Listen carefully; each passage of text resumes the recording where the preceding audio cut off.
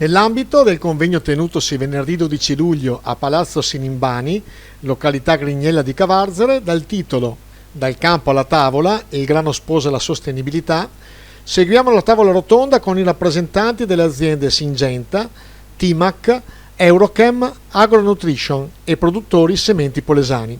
Moderatore Lorenzo Andreotti, giornalista dell'Informatore Agrario. Abbiamo delle varietà che si sono adattate molto bene all'annata di coltivazione, altre un po' meno, quindi per noi è un motivo anche è importante imparare da questi errori, e anche sulla parte chimica abbiamo notato che le recenti molecole che siamo riusciti a registrare hanno dato una mano importante agli agricoltori per fare reddito, quindi per fare qualità e quantità. Ne cito solo una per scopo dimostrativo, come il Lato Sera, che quest'anno davvero è riuscito a fare la differenza in molte situazioni, dando la possibilità agli agricoltori di portare a casa un prodotto vendibile e quindi commercializzabile, e il che significa che il consumatore finale può ricevere un prodotto sano e di buona qualità come si aspetta. Quindi anche in questo caso, allacciandomi un po' anche ai precedenti interventi del convegno di Francesco e di Roberto, ci fa capire come la tecnologia è davvero il cavallo da cavalcare per perseguire, se vogliamo rimanere attaccati alla sostenibilità ambientale ed economica delle aziende agricole.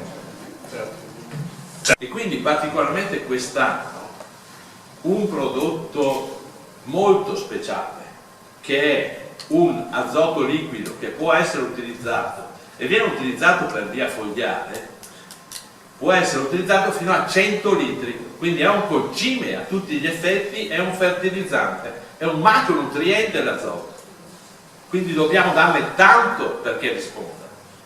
Se noi facciamo il conto che il 50% viene utilizzato alla pianta, però il 23% spesso viene dilavato, e sempre di più c'è anche il rischio delle perdite nell'ambiente dell'azoto. Quindi avere la possibilità di intervenire, specialmente quest'anno, all'accestimento con un prodotto a dosi variabili in funzione alla nutrizione granulare, in funzione alla varietà, in funzione alla precursione,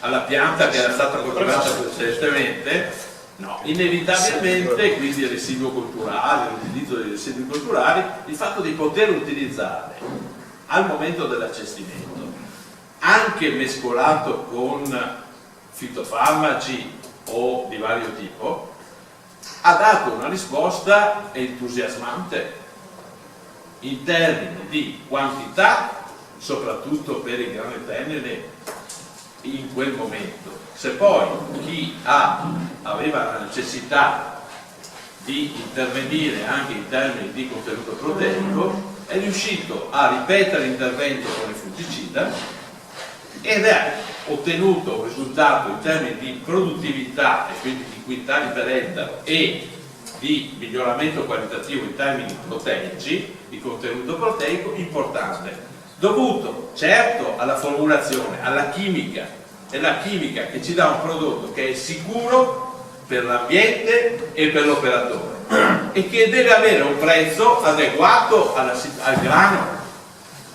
Non è un prodotto per le banane fatte in serra in Sardegna che poi sono scoppiate perché la pianta era più grande della serra, cioè non è per un prodotto speciale tra virgolette, no? Ma deve essere un prodotto che insieme con l'urea, nitrato ammonico e altri prodotti a cessione programmata o prodotti organici sono uno strumento che il tecnico insieme con l'agricoltore possono utilizzare sempre di più in queste situazioni problematiche.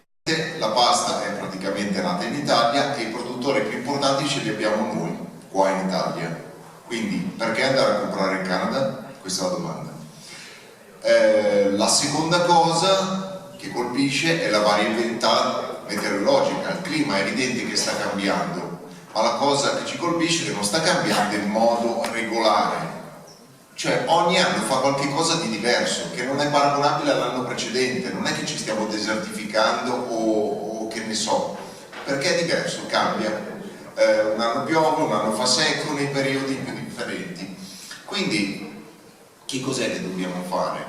Quello che dobbiamo fare, anche considerando la prima premessa, è adoperarci al meglio per cercare di soddisfare quella che è la nostra richiesta interna.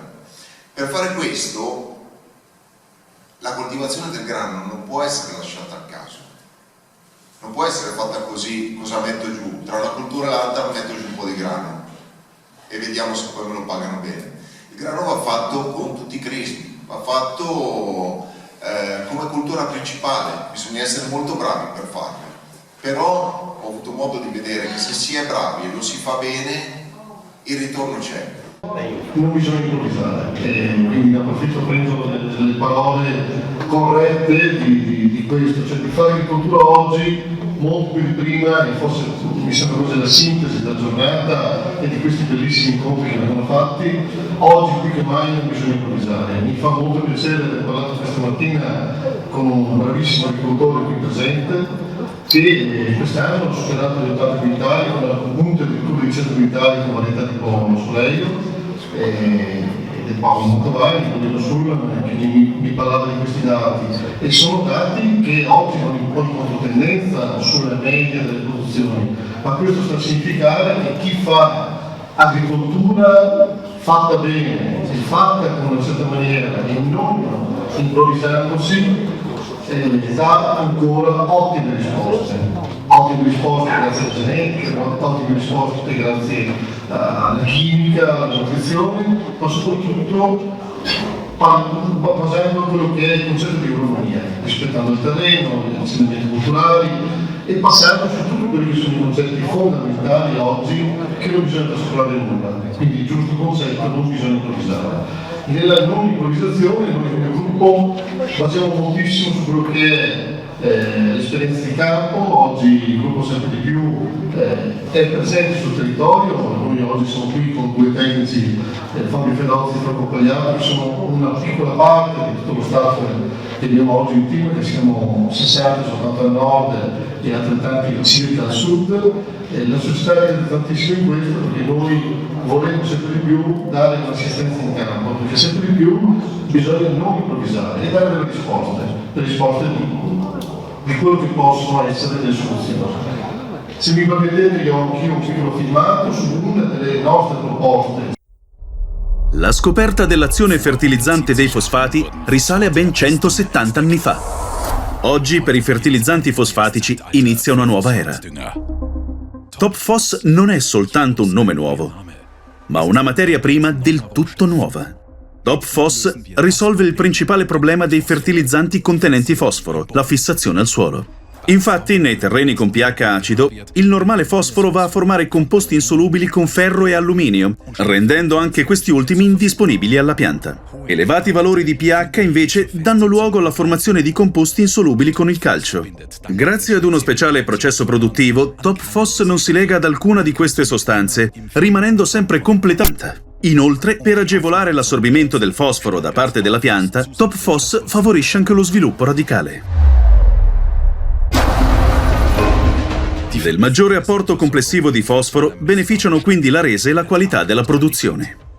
Topphos dimostra tutta la sua efficienza anche in condizioni pedoclimatiche sfavorevoli. Topphos favorisce lo sviluppo vegetativo e grazie all'incrementata efficienza d'uso risulta perfettamente sostenibile. Topphos, la rivoluzione del fosforo.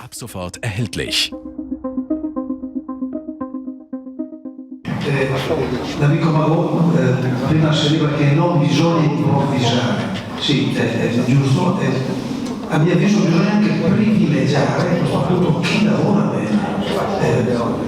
Ce lo stanno dicendo tutti le nostre più grosse industrie a livello nazionale e a livello monetario, hanno assolutamente bisogno di prodotti di qualità e per far questo noi abbiamo assolutamente bisogno di aziende agricole che sappiano fare il loro lavoro e che effettivamente vanno privilegiati. La filiera, il mercato deve privilegiare, esatto, l'amico Sinibaldi mi sta facendo un segnale, il mercato deve premiare, la filiera deve premiare chi lavora bene. E su questa falsariga, visto che qui abbiamo presenti anche importanti cooperative venete del nostro territorio, anche lo stoccaggio stesso avrà sempre più un'importanza al fine di portare sul mercato un prodotto, un grano di qualità. Quindi anche lì bisognerà cominciare una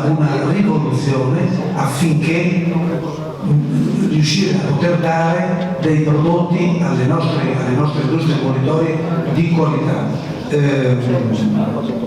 Cosa fa la produttore semini di Polesano? Noi siamo sempre più convinti che il seme è il principale veicolo di innovazione.